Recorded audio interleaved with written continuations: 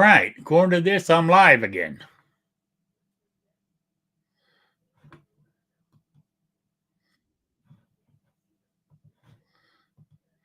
All right. You there, Jason? Yeah. Okay. Chris from the 740 is in the chat. I can see him. Now, StreamYard's saying I'm live. YouTube is saying I'm live. So we're back in business, I take it.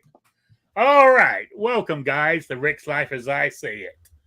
And on my comeback, and I got to use, what's his name's line. I've had technical difficulties tonight. Nothing's been going right, so I do apologize, everybody. And I got to use, what's his name? Now, why am I getting a feedback? God knows. Well, anyway, I am here. It's good to be back. We got Krabby Turtle, the Gun Snub, Kingpin, Defense Dad. They're all starting to come back in. Jason Stewart, a New York Outcast here in the crowd. So, what's happening here? Okay, let me get back to my thing here. All right, here we are. I am back. I'm going to be doing Wednesday nights at 7 p.m. again for a while and see how it goes from there. I'm not opening Patreon yet until I decide how things look or if it's worth doing. I don't know. But it's going to be basically the same as it was before. Just me talking about what's going on in my day, So, I mean, I've been advised by certain people to change my format. But to get more people, more subscribers. But if I change my format, it won't be me, will it? I'll be changing to go along with the crowd. Is that the correct word I'm looking for? I don't know. But anyway, I'm here. Hey, Sabrina's here. How you doing? So, okay. So anyway, let me introduce my panelists so far. I've got Jason Stewart. How you doing? What? I'm just introducing you. Oh, hey. All right. I know who I am. You don't have to introduce me. So okay. Then we got the one and only New York Outcast. Good evening, everybody. Thanks for joining us. Excited to have Rick back here on Wednesday. So appreciate all the people that showed up out there in the chat. I can't really see it. Well, I can right now, but I won't in a couple minutes. So hello, Defense Dad, Gun Snob, Sabrina, Chris, Kingpin, anybody else I may have missed. So hello. Yeah. Thanks for joining us. Are you snowed in up there? No, we got hit pretty good a few days ago. Nothing like the news said, of course. They always, make it sound like the sky's falling and whatnot. But anyway, we woke up to like about, depending where you measured, about 10 inches, 8 to 10 inches. So. Yeah, we haven't even had a drop of snow here yet. We've had rain and high winds, and that's it. So we were having that today. So it's rained about 3 days now in a row, 2-3 days. Yeah. High winds today, so people's recycling bins and garbage and crap is blowing all over the place. So, the usual. Yeah. Oh. All right. Anyway, I was going to say I need to go shoot more. I've been practicing with the old 380. My pimp gun. I'm still carrying the same one. Oh man, it is a perishable item. The first time I shot it a few weeks ago, I couldn't hit the broadside of a barn. But at least I'm hitting a target now, but not as good as I used to be. So, put it this way: if you wanted to attack me, I think you have a good chance of surviving. I don't think I'd be able to hit you. Well, then it's time to get a shotgun then, Rick. No, it's getting better. I mean, I went shooting the other week, and I was getting closer to the center mass where I used to be able to shoot. So it's coming back, but you don't realize how. I mean, but then again, I haven't shot for a long time because I was in that mindset, save just in case, because as we know, primers, powder, bullets, everything, and just regular ammo was short. And be honest with you, I haven't gone to a gun store because I have stuff here to make bullets and stuff. So I don't know what it's like out there right now. I haven't been, but I'm doing all right. But I did have a problem. This is what I wanted to talk to you guys about. You gun gurus. Is that the word out there? I loaded 357s. Right Okay. here. Done the weight, done the powder, got the right overall length, and all that. You shooting my Vindicator. That's a great gun. But I don't know if you would call it a squib load or not. And it was really weird. I shot maybe, I don't know, take 6 rounds, shot it about 3 times. So that's 18. Reloaded it again. Shot one round, no problem. Pulled the trigger on the other one, nothing. And where I'm going with this is when I call it, I don't even know you call it a squib load. The bullet got the primer struck, because once I got it all out, I noticed the primer had been hit. And I did take the bullet apart when I finally got home. I pulled the bullet out of the casing, and there was no powder in it. Somehow I missed it. But what I'm Well, saying that'll is, usually do it right there. yeah. But what I'm going is, normally if you hit it like a squib load, the bullet will come out. Oh, you mean the primer enough to pop the bullet out? Yeah, but And it it didn't. didn't? I mean, but what I'm saying is the whole, not only the bullet, but the first 1/4 inch of the case went down the barrel. And Wow. so it wouldn't turn. Yep. The cylinder wouldn't turn. It was jammed in there. I honestly, what I had to do was, luckily I was at my friend's house. I said, "You got a brass rod?" He goes, "Yeah." And of course, now there's still 4 live rounds in this thing, and that's a live round as far as I knew, because I didn't know it hit the primer because it was still stuck. I mean, sure. So I stuck the brass thing down the barrel, and I'm slamming it.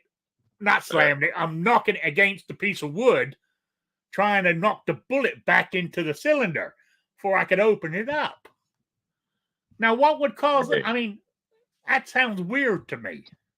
I don't know. The primer, there was no powder in the case. Yeah. The primer was enough to pop the bullet out, but it wasn't enough to get it to go through the forcing cone of the barrel. So it basically got stuck at the forcing cone because it just didn't have enough pressure to do it. That's what happened. I also found it ripped the case in half too. Like, took the crimp section with the bullet. And if that's the case, that's kind of impressive. Well, wait a minute. In my opinion, what do you mean the case? What do you mean the case came off? No, when I shot it, the bullet. I mean, like this one right here, the bullet and the brass. The brass was down the chamber about a 1/4 inch, with the bullet still inside the casing. So the brass separated like a ring of the brass. The bullet. This whole thing went down the front end of the brass about a I don't know. It was even a 1/4 inch, but it was enough to get in there for the cylinder wouldn't turn. Is this gun a 357? Yeah, It's not 38 only. no, it's 38 and it's got 38 special and 357 Magnum. I bought it as a 357, and that's Well, what it is. I don't know how you can separate a. No, did Oh, part of the Oh, primer? Didn't No, separate. It's just The the whole thing jumped forward. yeah, Did you try to the whole turn the thing cylinder? jumped forward. So that, Basically. even that shouldn't really be a thing. Like in theory, your case shouldn't be able to fit through that. No, it Obviously, shouldn't. that's But probably it why did. it got stuck. Yeah, that's Yeah. kind of strange, but Yeah. Well, my friend, but it was. I mean, looking at it now, it was kind of. My friend, he handed me the brass thing. He said, "What are you going to do?" I said, "What else can I do? Do it here or at home?" I said, "I got that bullet back out so I can open the cylinder." So Yeah. I said, "I got the brass thing in the end, and I'm sort of hitting it against a piece of wood, trying to knock this whole bullet back in." And he said, "I'm going to stand way over here." he's got your back, way back. Yeah. He said, "I got the first aid kit." Well, Rick, I'd suggest you make sure you put powder in them cases, buddy. Yes. I didn't shoot it after that because I wanted to check it all out before I shoot it. I want to make sure I didn't damage it, banging the hell out of it, trying to get the bullet out. But Well, I'm gonna tell you right now. yeah, You're using that Lee four stage turret, yeah, and it's right there next to you on that stand that Lee sells, right? yeah. You gotta ditch that stand, and you gotta get that press lower to where you can see down in a 357. Plain and Oh, I'm simple. with you. Yeah. Even a light ain't gonna help you if it's so high up in the air. You gotta get that down low. Oh, okay. I've lost my chat. Personally, I'd take a complete round and kind of open it up, see if you could not the round itself, open the gun up and see how it actually mates up to the. It's very tight. Oh yeah, just to make sure that there isn't any play now, because hopefully it's not something where it made enough room that it could do it again. No, I did. When I got home, I cleaned it all up and looked at it and messed around with it. I mean, if I hadn't have told you I'd done it, you wouldn't even know it by looking at it. What kind of bullet was you using? It is a powder coated one from Eggleston Ammo. Is that what they're called? Did you measure and see how big it is? Well, I didn't personally measure it. I ordered the right size, and the bag said it was the right size, and the other 18 bullets shot no problem. So, and I took a sample here. I've done about 3 so far, where I've taken the,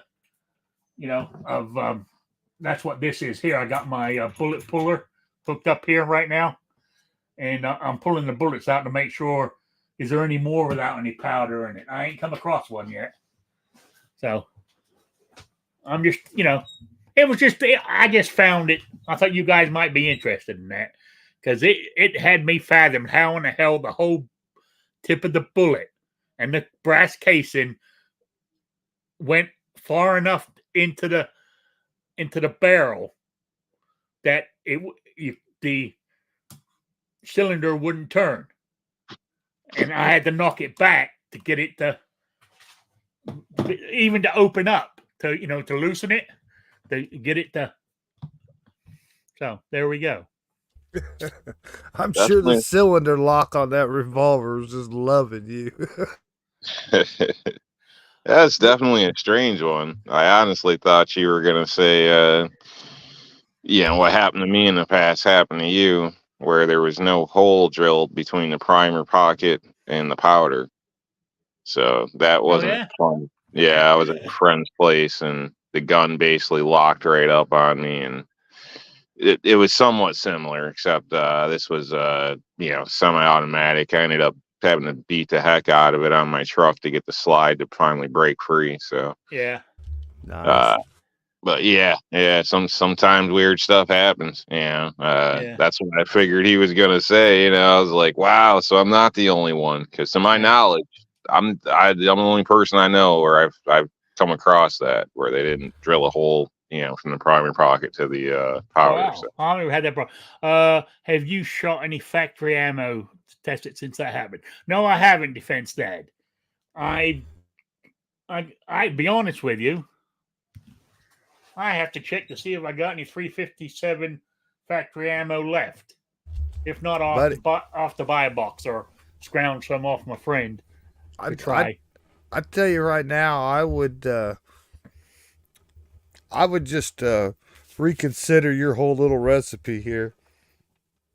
Make sure you don't have don't make sure you don't have any more unpowdered rounds in it. Get rid of that. But when you go back to it, I would check your crimp. Make sure you're not putting too much crimp on it. That's what I was thinking. And like you're setting it all the way up to the crimp groove, right?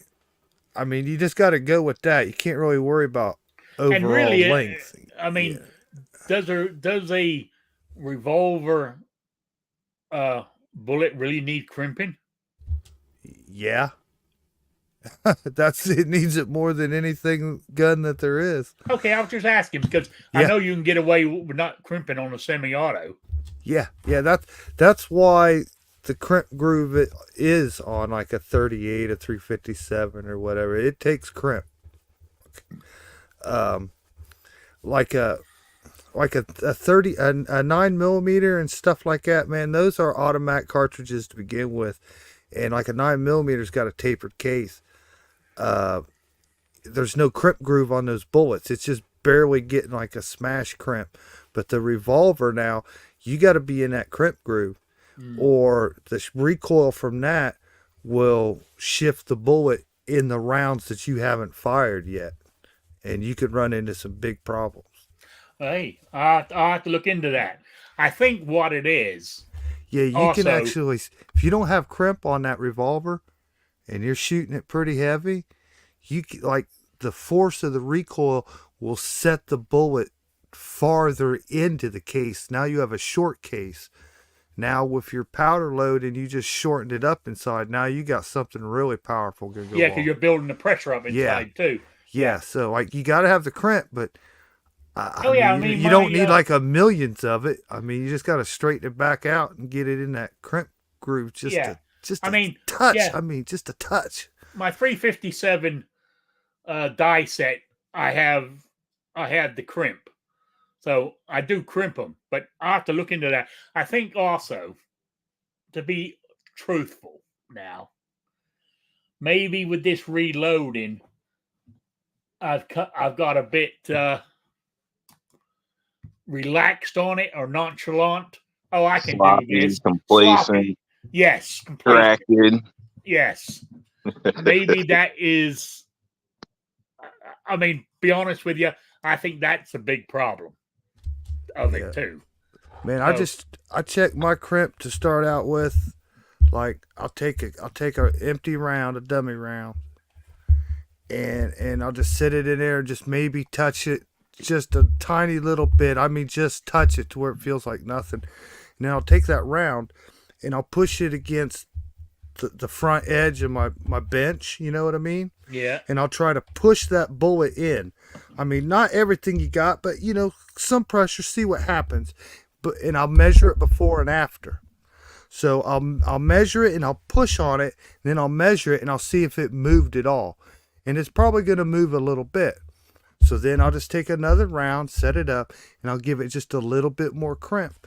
And I just give it enough crimp to where I can push pretty stout on it, and it doesn't change my measurement. And that's where I go with it. And when I'm in the press, that crimp, I mean, it's just barely there. I mean, like you could just barely feel it on the press itself. You know what I mean? If you're putting it in there to crimp it, and that press feels like you're sizing the case, You got way too much crimp on there. Oh I'm, no, I mean, when I've done it, mine, I noticed when I was doing them, it felt like, why am I bothering? You know what I'm saying? Because you, there's yeah, no it's so pressure. light. I just make Yeah, sure, like, I push on it and measure it, and yeah, push on it good, and like just a little bit of a crimp. Because I also experiment with it. Uh, like, I've actually like had too much crimp, and like tried to like reseat some longer bullets. You know what I mean? yeah, Just give them a little touch to see what happened, and it just bent and wrinkled the case. You know what I mean? So, like when I first started out, I was putting way too much crimp on there, and the guy from my local gun store, been reloading his whole life. He's the one that taught me the push it against the workbench trick. And yeah, you can get a good feel for that. I mean, yeah. you I'm can gonna get a have. real good feel for it. And like I said, you put a little crimp on it and you push on it and it doesn't move at all. Maybe just for a little insurance, I'll just give it just a, I'll turn it the die just a little tiny bit before I lock the ring or whatever. I mean, Yeah, just just a touch. But like I really feel like it's just there at the last bit. I mean, once that press hits its stroke, it's just barely a crimp. You know what I mean? I mean, just barely. I just like enough that I know it actually touched and done something. And then, like for your automatics, I check them with, your yeah. barrel or your case gauge, So, Now it's just. I mean, I know it's hard to see it with this thing, but that's a little bullet, and it's got the little crit ring in it. Is that what you call it? with And the that's bullet, the cannon lure, yeah. Is that the word I'm looking for? Yeah, the little groovy thing with the yeah, lines in, yeah. yeah. And so, yeah. I mean, that's where I'm up to on these things. You know. So, but yeah, I'm more than likely what the ones I got left here. How many have I got? 5, 10, 15, 20, 24 of them. No, 25 of them. I'll pull all the bullets out of them and redo them to make sure I got it right. Yeah, I think what happened is you didn't have any powder, and the primer was enough for it to go off. That shell hit that nose cone and stopped. So now it's barely, barely at the opened up, belled mouth of that case once the bullet opened it, or it completely left the case. But in any way, it's halfway between your cylinder and starting into your forcing cone, got you all jammed up. I wouldn't worry about the I think you probably fucked that all up, pounded the bullet back in. So, Yeah. So just make sure you got powder. What I think happened is he was in the middle of reloading and the dinner bell rang. That's what I think happened. could have been. Could have been. I think he couldn't see down in that tall 357 case with that press all the way up there in the air. Oh, the misfit darling, how you doing? She said she missed me. Yeah, so Oh, she's out there, huh? yeah. Well, she said she's not hanging around though. She got things to do. I don't know how you didn't get powder in that case though, unless you I don't either. turned that turret yourself, or I know. That's what I'm saying, because when you do didn't it, run it out of powder, automatically did it? turns it. So I mean, the only thing I can think of, maybe when I actually done it, had I run out of powder or something. You know what I'm saying? The powder didn't come through the funnel. That's what's making me check them to make sure there's powder in some of those. I mean, what happens if the powder? Because I use an I mean, yeah, I got this set up for 223. I mean, I mean, this is my automatic powder thingy, and did it get jammed up down through here somewhere, and it wasn't actually feeding any powder? So I don't know. I got to look into it. Can you weigh them instead of ripping them all apart? Yeah. Weigh one that's complete. I could do it that way too. That way, it might save you, Yeah, wasting it some saves you ammo or damaging something. bullets if you don't pull them right, Yeah. You know, Yeah. we'd all like to save money on powder and shit, Rick, but damn, you got to put some in there. Yeah. So Skimping out. yeah. Anyway, but I see what makes me think it's me being complacent, lazy, slap happy is when I was firing my 380s, which I reload myself.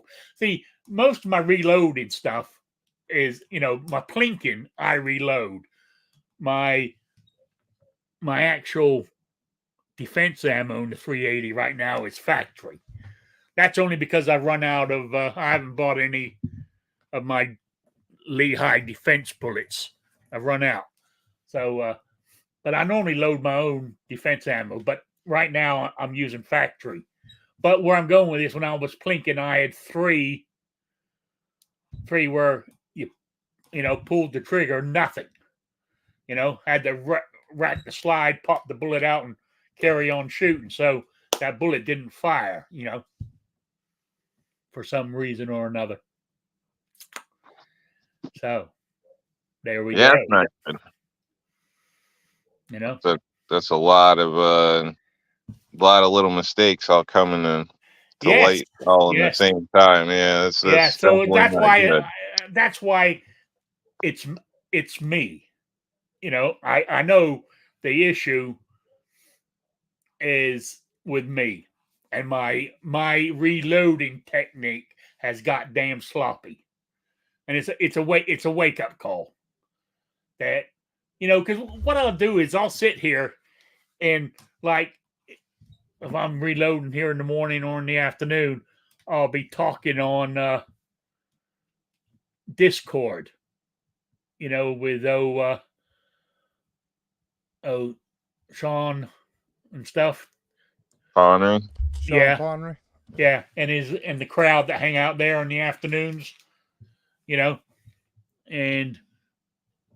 I'm not paying. I don't have 100% on that because I'm talking at the same time, and that's been my problem. I've got sloppy. Do you ever think it might just be 2024's jinxed and gonna be a bad year? It could possibly be. I know yours has started off as a bad year. Yeah, that's what I'm saying. Yeah, I know. You can tell us all about it now. Let's not curse us all here. All right. Go ahead. Well, you might get a kick out of this, but my shit, I'm usually pretty good about everything. I got nothing to complain about in life, and if I had to knock on wood, I'm probably like 99% luckier than most people, right? Things just, I'm a natural born luck out every time, right? Anyways, I'm trying to get home. It's right before New Year's. I went to McDonald's. Usually don't go anywhere like that, McDonald's. Go to McDonald's, sat there in line for like 20 minutes, a half hour. It was ridiculous. But I sat there in line so long and could see the menu thing. I ordered what I was normally going to get, and I ordered a Big Mac. Usually don't get Big Macs. Haven't had one in a long time, but it looked good on the menu. Well, I'm trying to eat while I drive home when I leave the place, right? So I crack open that Big Mac, and it is the biggest, messiest, sloppiest thing you ever saw in your life. There's like a whole salad, Rob. You would have loved it. A whole salad of lettuce just laying in the box when the burger's in your hand, right? Yeah. Did it run all over your hand and down your arm? Yeah, I know. So I'm halfway home. I'm only about like 2 minutes from my house. Same roads I drive a million miles. Car stops in front of me at the stop sign. I stop behind him. Everything's fine. I dropped that sandwich. It hit that box between my lap and dumped all of it on the floor. The sandwich, the box, that fucking mound 6 inches tall of lettuce, all that is right at my heels and my feet at the floor. I'm like, son of a bitch. I reached down there to grab it, get it out of the way and stuff. Not paying attention. Only thing I can think of, took my foot off the brake, hit the car in front of me that was sitting at the stop sign. Oh man. I couldn't believe it. I get out. It cracked the reflector for this lady by her license plate. That's it. I mean, we was only do. I mean, like, how much damage? You know what I mean? It wasn't like I was 30-foot run on her. I was about 2 feet behind her and let my foot off the brake. Right? Yeah. Idled into her. Right? No big deal. She's all over. She calls the cops, which was fine. You know what I mean? I told her to. Whatever. It should have been a simple, here's my insurance, here's your insurance, right? And even the cop told her that. That's all you got to do.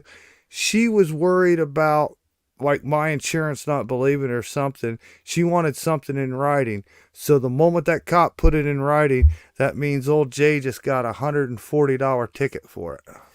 Oh wow. My And I bet you if you had done that in the parking lot and she wasn't there, she Yeah. wouldn't even have noticed the crack. No. So, anyways, lesson that I started to, learn too late is I should have said, hey, you want to go right down to the car dealer right now? And we'll get you a brand new one. You know what I mean? Yeah. I guarantee that little reflector was cheaper than that. Okay. Yeah, oh yeah. So, anyways, that had me a little screwed up. But, oh, well, it was my fault. I got distracted. I reached down. Just imagine how this happened. This only took like a millisecond of time. The car had stopped. I'd been stopped for a second. Subconsciously, I was probably thinking, where's this lady already moved or something? I don't know. Anyways, I took my foot off the brake, reaching for that mess. Ronald that was, McDonald's fault, actually. yeah, right between my legs. So that wasn't good. So a little leery about that. I didn't go anywhere. I didn't do anything for a couple days. I gotta leave. A couple days later, I go out, start my van up, get warmed up. There's a cable truck, internet company, right? Yeah. A new company in town, so they're rigging their streets up. They're parked directly blocking like my driveway, but across the street, like in the wrong lane, right? Yeah. But anyways, I see him, right? I know what they're doing because they knocked on my door trying to sell it to me like 3 months ago, right? Yeah. Didn't think nothing of it. Go in the house. I come back out 5 minutes later. Truck's still sitting there. It's big. It's white. It's a great big truck with the crane booms and all that shit on it. Yeah. Hop in the van. Go to back up. I don't have no rear windows in the van either. It's a cargo van, right? I look left and I look right for cars coming up and down my street. I don't see any. I back up and cut to pull out my driveway. Seen that truck, that cable truck at the last minute in my mirrors. Had totally forgot about it. Hit the brakes. Think everything's fine, right? I take off. I drive down, go do what I do, and I come back about, 15 minutes later. Fucking cops sitting there waiting on me. When I backed out, I clipped the mirror on that truck, right? Clipped the mirror, pushed it in, didn't break it, didn't fucking break it, didn't do fucking nothing, pushed it, I even told the cop, how am I supposed to feel that? I didn't think I hit nothing, you know what I mean? Yeah. And he was like, he's like, oh, I got you, it's fine, don't worry about it, you know what I mean? And I'm like, I didn't even fucking know, I didn't hit shit. You know what I mean? Yeah. Fucker gave me fucking ticket for it. And because it was my second one in a year, let alone second one in 2 days, they doubled it on my second ticket. Oh So man. That's an Fuckers. expensive week. never They done doubled nothing. the fine? Never, doubled the fine on her. That's So never ain't done shit. Maybe, well, I did had one little thing once in like 35 years. And then all of a sudden I got 2 in 2 days. And what did I cost? I cost my insurance company a reflector. It did scuff the plastic a little bit on their fucking mirror. But it's a great big like F-350 giant work truck. Got these Bullwinkle mirrors stick out like 2 feet. That ain't my fault. They always like it was folded over. Your mirrors fold, right? Was it a newer truck? What? Was it a newer truck? Yeah, it's a newer truck. Believe But it or not, man, those mirrors are ridiculously expensive. Yeah, but So it if didn't you do don't get them nothing. with the vehicle, like It ordered with scuffed it, it. it's ridiculous. It I know. scuffed I'm it, just man. saying, like that they are really expensive though. Oh, I'm Surprising. sure, but I took pictures like you pull it back. They already had it. She already had it pulled back and adjusted in place where she needed it. All I did was push Move into it it. out of the way. All Yeah. right, I didn't hit the body of the truck. Didn't do fucking none of that. The mirror sticks out like fucking forever, but nope. It's company truck. Has to have it written up. Company bullshit. Okay, whatever. Fuck, I didn't know they was gonna double the fine because it was my second one. Oh, wow. That was an expensive week. Yeah. uh-huh. Yeah. But you know I shouldn't laugh. what though? Knock on wood. You know who treated me great. You know who treated me with, oh, we're so sorry. I hope this all is better for you. Please relax. Don't worry. My insurance company. Yeah, it's And because you haven't gotten next month's bill yet. that's what I was going to say. You haven't got Nah, the new increase yet. Well, they better do something because my shit's paid like by the year at a time. So they won't say nothing, man. I ain't never cost them nothing, and it's all right. Because I got my house, 3 vehicles, Hopefully. everything all wrapped. They ain't gonna give me no hassle. They were so nice about everything. So I didn't have my insurance card on me, and she texted it up to my phone and everything. They were so nice and so helpful. I don't. Yeah, I don't know. Speaking of insurance, I mean, it's I had a tie rod break one time when I was passing vehicles on the highway, and front tires went opposite ways, and there was no control. You try to lock up the brakes, and it's just pulling you to the side. You're getting pulled to the side either way. Whatever. I hit a brand new car, messed it up. Wasn't given a ticket because they deemed it an actual, like, a part failure, like an accident, because I honestly just replaced that part not long ago. So stuff like this doesn't happen. Preventative maintenance. It wasn't even bad, but anyway, something happened. I got a deal on the tow truck. I didn't get any ticket from the cop for any kind of accident or nothing. And my insurance company, apparently the vehicle I hit, we shared insurance. And so since it was like a new car, they jacked me way up, man. Way, like, you don't see it to the next month. Like, it's back normal now, but shit, it went up a couple $100. So And if you pay yours yearly, Jason, your next one will be high. I bet you. possibly. Why? Hopefully Because they not, had because there's to. accident forgive. They got all this other stuff out there now. But It'd if be it all ends right. up being your insurance company, because this is the way they told me. They're like, well, we're getting stuck with it either way, whether it's your fault or not. So, and since your vehicle hit them, basically I'm the one getting hit for it. So, and my insurance company paid over 14 grand to fix their car. Yeah, well, my reflector on this lady's car ain't gonna cost 14 grand, so I'll be okay, man. Yeah, hopefully. I don't It'll think be all it right. is or nothing, but those mirrors. My uncle had a truck with those mirrors, similar, and well, he got a brand new truck. It didn't come with them. He went to the dealer to get them, and they're trying to charge him $5,000 a piece to install the mirrors. So he just traded his truck in and got another truck with the mirrors already, and actually saved money somehow, because that's when everybody was making more off their vehicles at that point. So, but yeah, they're awful expensive. Wow. Now, I hope your rest of your year goes better there, Jason. Oh, I do too. Yeah, me I too, think we man. got it all out of the way right now. Yeah. Anyway, Everything's been great since then, though. I've been back to my normal since I saw ways. you last? Have you Oh been no, I shooting? haven't been shooting too much lately, but it's cold around here now. I mean, really, we haven't got below freezing yet, but that's coming this weekend. Our first real cold snap. When you live down here in the southern tip of Indiana, it stays quite nice. Oh, you southern boys. Yeah. Yeah. Well, actually, even though I've said this before, if people didn't know, even though Indiana way back when was a free state, this part of Indiana, this southern tip where I'm at, had very strong Confederate leaning. Bunch of That's all I'm racists. going to say. Bunch of Yeah. racists. Slave owner. That's all I'm going to say. So You and Bigfoot down there in the South, man. Bunch of racists. I know. Actually, talking about that, I read somewhere there was a sighting down here in Indiana. So they're coming across from Ohio. So because you chased them all out with all them houses you were building last year. So.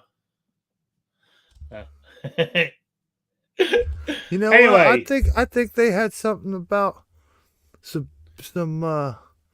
Bigfoot sightings here at the beginning of the fall, man. Right about when hunting season started. Yeah. Oh, Ohio has humongous amount of sightings. It's unbelievable. It's a Ohio's a hot spot. That's because we see a lot of shit in Ohio that other people don't see, man. Yeah. So you done any shooting lately, Rob? Or is it too cold? Yeah, I went out. I don't know how long ago now, but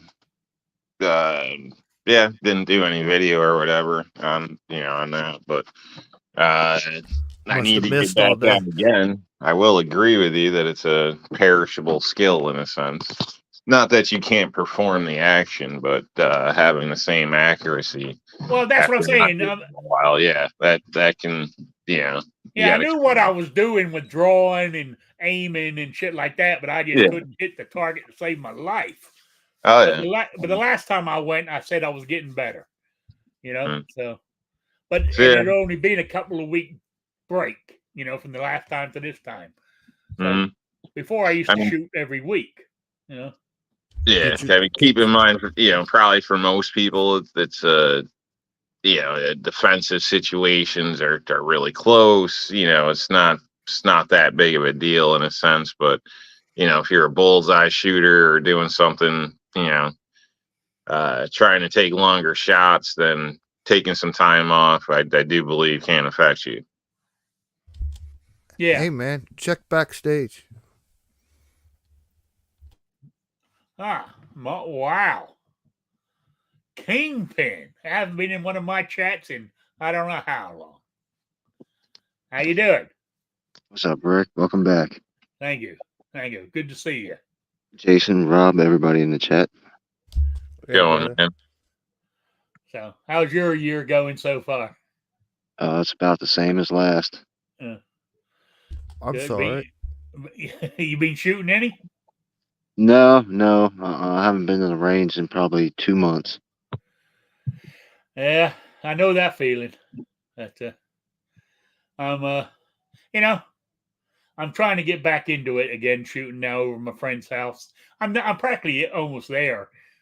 I mean, I'm there at least 4 days a week, so I got no excuses for not shooting. You know what I'm saying?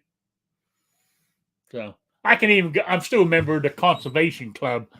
I can go. I can go shoot down there whenever I want to. So I have no excuses. I've got ammo, but I'm finally breaking, as I was saying, I'm finally breaking that cycle of I gotta save it just in case, in case of what, So there we go. He popped out, hit the wrong button, so make sure he's not in the backstage. Yeah, there he is. He hit the wrong button. Yeah, there he is. It's been a while for me too. Yeah. So yeah. So I've so where was I on this? So I plan on I was going to sit here and do some reloading this week. I was going to check all them. I'm going to weigh all the. I'm going to do what you said, Rob. I'm going to weigh those 380s and measure them again to make sure that I got the overall length correct. And because if it doesn't have any powder in it, it would be a different weight. So That's what I'm Yeah. going to do. That's what I'm going to do next. Get your dry fire in too. Yeah. Yeah. Oh, I got to buy another. I don't know. My this is my 45 ACP laser for my thing, but I've lost my 380 one, and so I got to find a cheap one because these come. I use iTarget. I used iTarget before people knew what iTarget was, right? But they are $60 a pop for these laser bullets from iTarget. Doesn't matter what size it is, you know. It's still $60, and that's a lot to me. That's a lot of money. So I'm going to see if I can find a cheaper laser light. How many shots you get out of one of those? What? How many shots you get out at? Like, oh shit! I've never changed the batteries in them since I've had this. I've had this one about 6 years, and I don't know if it's you can still see the light. I never put a battery in it except for the one that came with it. Can you use any type of laser with that? Because I've seen some of those. I don't think they were iTarget. I don't know if you can do it. I don't know if you can do it with the actual iTarget system, but okay. I rarely ever pull that out of the box. I shoot it. I shoot at the TV or the light switch on the wall, or I see the fly crawling along the wall in the summertime, and I aim at it. That's what I use it for. You know, I don't actually use the iTarget system. Yeah, if it doesn't interact or you don't, you're not worried about that, you can probably find them cheaper than that. So I think I've seen them for like $25-$30. Yeah, I mean, I just want one like I can shoot at the wall, shoot at the fly crawling along the wall, type thing. That's how I do my practice. So yeah, I can't remember the last time I actually pulled the iTarget system out of the box. And my iTarget system's so old, it's one of the originals. So if you want to be really cheap, you buy one of those little cat lasers, you pull the guts out, stuff it in a case, line it up, and call it good. And it's $3, right? Yeah. So that's what that's what I got to do. But I'm trying to think of what else has been happening. Not much. Life has been going on as usual. Had a quiet Christmas, quiet New Year. So, another year, just getting another year older. My birthday next month. And I mean, I'm so old now, it's scary. But the way I look at it, I've got less years ahead than what I've used up behind me. You get any tires for the truck? Yes, I got tires. Oh, yes, about time. Congratulations! And brand new ones from Walmart, actually. Nice. They had I don't know if it's a good deal or not, but they were $99 each. It's not bad. I mean, they're not top of the line tires, but as you guys know, I'm lucky if I do I may do 300 or 400 miles a week, if that. Yeah. So I don't need nothing special. That's not bad. I even got my 4-wheel drive fixed. Woo-hoo. Yeah. Nice. Now what we did was I told you we finally figured out what it was, because I bought new switches, new all this and all kinds of shit. I spent about $400 on parts, which didn't need. But as it turns out, it still works. Because I got a Ford F-150, a 97, if anybody's interested. On the dash, I have the dial that goes from, you turn it to 4-wheel high. You got to stop and put it in neutral if you want 4-wheel low. Well, back inside there, the wires that come from the transfer case underneath and stuff, it all goes into the, for lack of a better word, the wiring harness for the whole truck. So it's all wrapped up in black plastic. It's got to be around that thick. Big old wad of it. The wires are broken in there for what I need. Because my mechanic looked at it and he traced it. He's a bit of an electrical wizard. He's traced it. He said, that's where it is. He said, what I'm afraid of, he goes, we split that open and start looking for him. He said, all the rest of those wires in there are 20 something odd years old as well. He said, they could start breaking on you. And he said, what he suggests, just leave it as it is. And what we done was, I got me a toggle switch down where that switch is, where you turn it. I still got to turn it, but I hit the toggle switch, just flip it real fast, and it turns the transfer, that little box underneath, turns it to 4-wheel drive, where it makes the front axle, go into 4-wheel drive. Okay. The actuator. Yes. Yeah. It automatically it moves that. I turn the dial to 4-wheel drive high. Mind you, the only thing is I can't do it on the fly anymore. I have to stop and put it in 4-wheel drive, then take off. That sounds to me like Indiana hillbilly. Yeah, it definitely is, but it works. Oh, yeah. I mean, I assume you ran a new line to it. And my mechanic loves me because his wife is not yelling at him anymore, because he lives on a steep gravel hill. And without that 4-wheel drive, I'm spinning that gravel all over the place trying to get up to see him.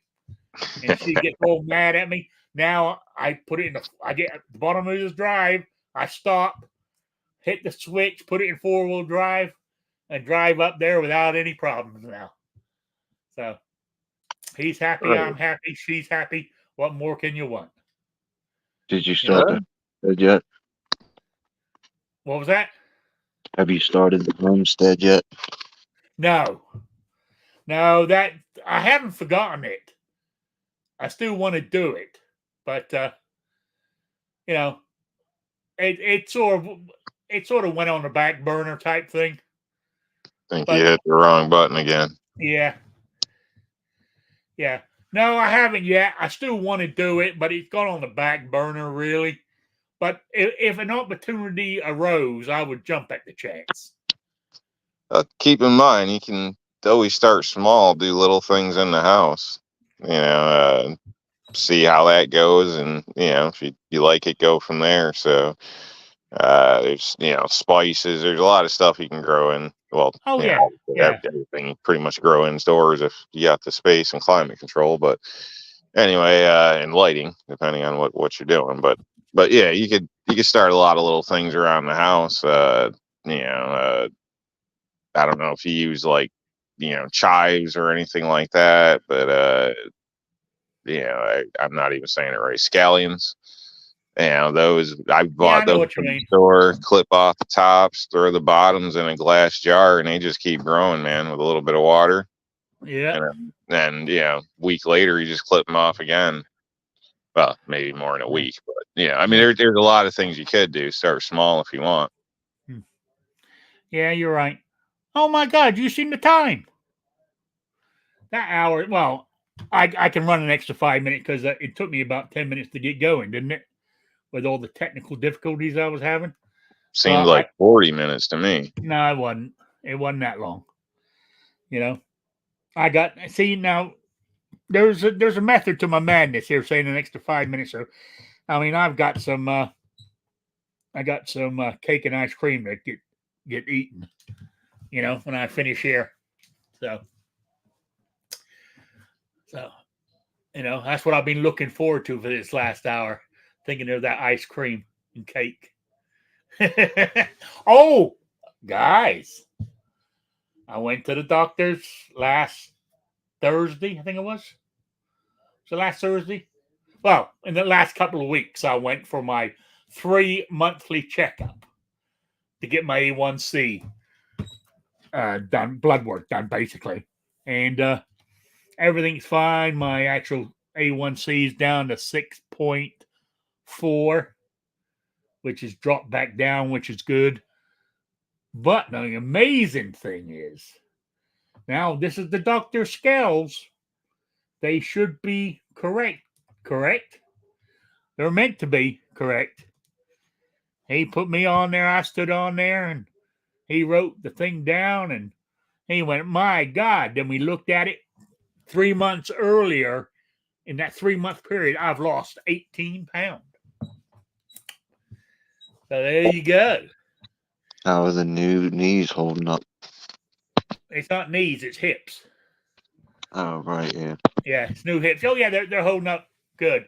But I tweaked my knee about a month ago, and my knee, especially if I like sitting here for an hour, when I go to get up, it will bring tears to my eyes.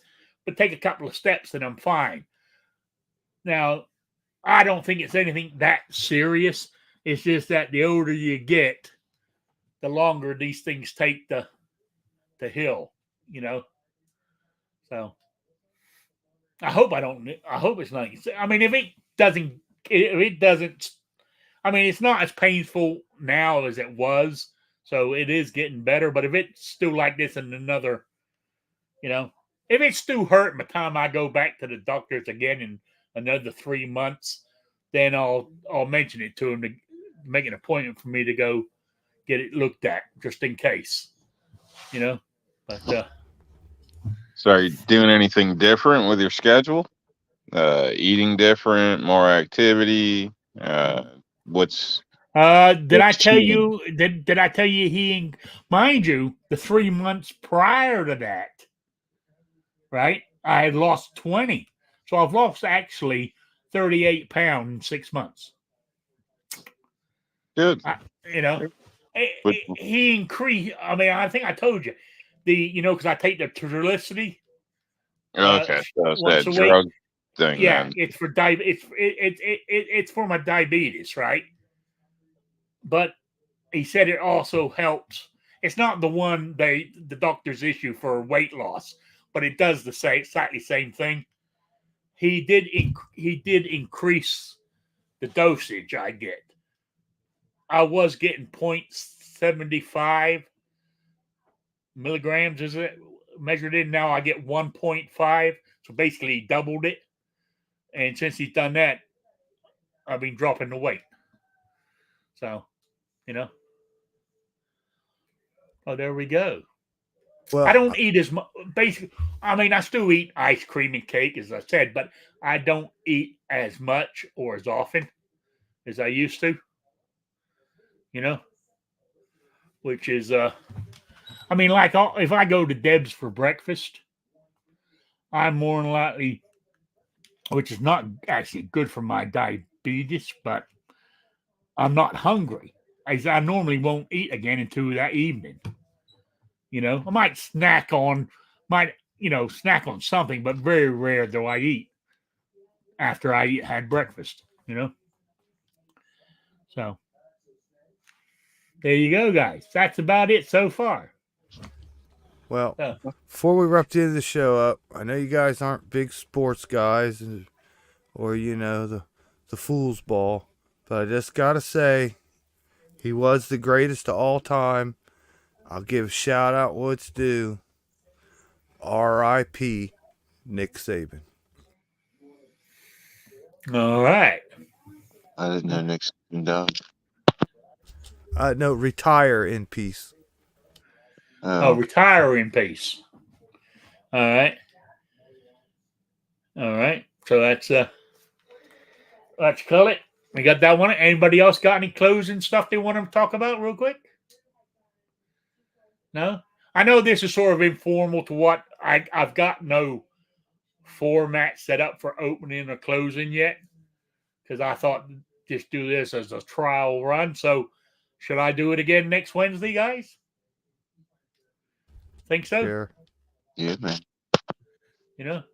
So all right. I will do it again next Wednesday, at 7 p.m. Eastern, the only time zone that matters, of course. So, with that, guys, you got any last shout-outs, Jason? No, it's just good to see you again, man. Sure missed you, good. old boy. It's I good to missed be here. my southern Indiana racist hillbilly truck buddy. That's it. That's it. You got any shout-outs there in New York? No, nothing really. Just thanks for the invite. Glad you're back around. Say thanks to the people out there that joined in the chat, and other than that, stay out of trouble, and we'll see you next time. All right, Kingpin, you got anything? No, man, just good to see you. Good to see you too, Kingpin. And I want to say thank you to everybody in the chat for stopping by. I was a bit worried that you guys have moved on to other shows or other people, and but it's nice to see you back. It really is, and it's good to be back. So, Still the coolest place to hang out on the internet, man. thank you. So I will be back next Wednesday. So good evening, everybody.